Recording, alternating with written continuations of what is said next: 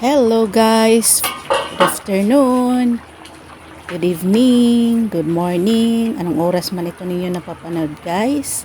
Gusto ko kayong batiin mula sa aking kaibuturan ng aking puso guys, mula sa channel ni Kananay.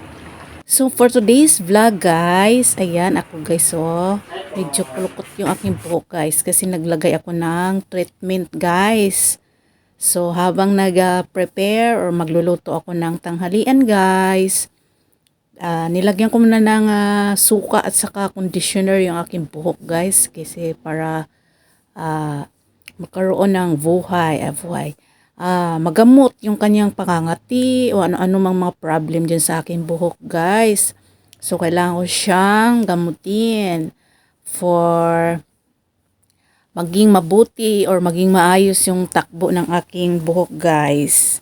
Yung aking ano man dyan, yung problem dyan sa aking buhok, bakit makati. So yan. So napanood ko lang naman yun guys kung anong mga home remedy dyan para sa buhok o para sa anit na makati. So yan guys, sa videong ito, i-share ko sa inyo guys kung paano ako magluto ng kalderitang baboy. Pinakasimple lang naman to siya guys kasi kunting mga rekado lang or sangkap ang nilalagay ko. Basta mayroon lang siyang masabing kaldereta guys. Yun na yung pinakamahalaga dyan. Hindi mawawala yung tomato sauce, yung tomato paste, siyempre yung mga kunting sangkap ng gulay kasi mahal talaga ngayon guys. So hindi ko na siya masyadong ginawang komplikado yung mga gulay guys. Mahalaga may patatas, may carrots. Ayan, so nilagyan ko rin siya ng liver spread. Ayan, pampalasa, pampalapot, pampalinamnam lalo sa ating kaldereta mamaya guys. So yan guys, may na kita kasi akong nagluto ng kaldereta guys. Ang technique daw para lumambot siya yung mga laman, ibabad muna natin sandali sa kalamansi. Tapos yung pinagkatasan or yung pinigaan ng kalamansi, pigaan ulit natin yun ang pinagpigaan natin, yun yung ipapangsabaw natin doon mamaya sa pagluluto natin sa ating karne. Ayan. So tinatry ko siya guys. Ayan, wala namang mawawala sa pagsusubok, di ba? So yun, nahanda ko yung mga gulay, tulad ng carrots, ayan, patatas. Pinaka-basic lang talaga na sangkap ang hinalo ko dyan guys kasi alam mo na, medyo tayo sa budget tayo guys. Ang malaga, maisagawa naman natin yung ating ulam. Ayan, yung ating kalderetang baboy. So ayun guys, pagpasensihan nyo na kasi bibihira lang ako makapag-upload. Gawa ng marami din akong pinagkaabalahan sa buhay guys bilang isang nanay. Ayan, shout out dyan sa lahat ng mga subscriber ko, mga mababait ko na mga viewers, subscribers. Sana guys mag-comment kayo sa aking mga ina-upload kung ano man yung mga nagustuhan ninyo or anong gusto ninyong paluto sa akin. Ayan, comment lang kayo guys.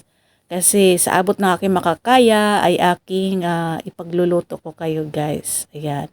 So kung mayroon din kayong mga alam na mga putahe guys, comment kayo guys para din may matututunan ako mula sa inyo guys. Ayan, kung ano man yung mga pwede ninyong isuggest sa aking mga niluluto, ano ba ang dapat, ano ba ang kulang. Ayan, so yan.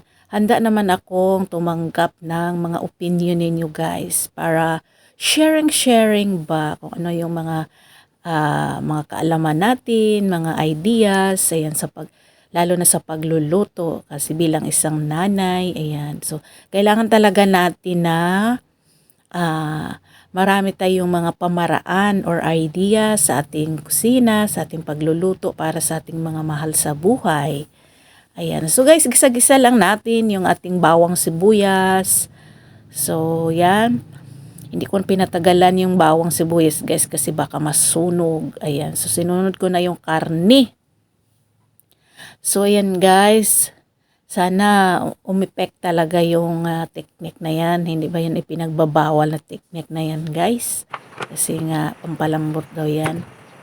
So yan lang yan siya, guys. Habang pinapalambot ko, so hinahanda ko na yung mga ibang sangkap, yung katulad ng patatas, sinigayat-gayat ko na siya para pagka mamaya pwede na siyang ilunod. Ayan, nakahanda na siya, guys.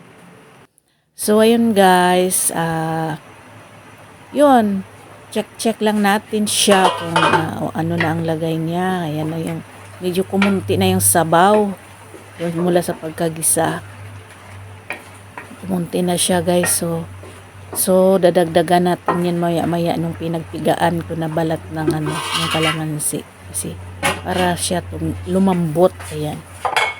Ayan, so kailangan muna natin siyang takpan, tapos lalagyan natin siya ng karagdagan ng sabaw, kasi matigas pa yan siya, guys. So ayan, guys, ayan yung pinagpigaan ng kalamansi kanina. So nilagyan ko ulit ng tubig, tapos nilamas-lamas ko. Ayan yun, sinala ko na siya. At ayan, pagpasensyahan nyo na, ay nahulog pa yung isang balat. Ayan. So ayan, sa panahon na yan, kailangan natin takpan at hintayin natin lumambot. Ayan, so sunod-sunod na lang yan, guys. Sunod yung mga mamaya yung gulay, yung iba pang mga sangkap, pampalasa, mga sauce, ayan, tomato sauce, tomato paste. Yung nilagyan ko rin pala siya, guys, ng dalawang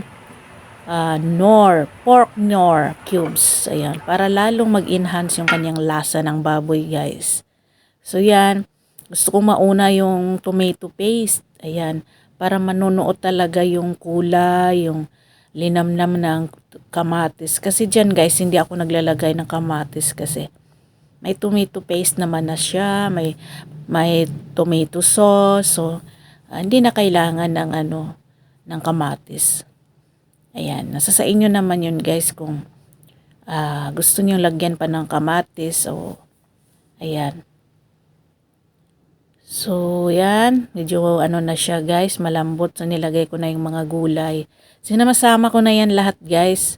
Pwede naman pinakauna yung patatas, carrots, ihuli mo lang yung sili or red bell pepper.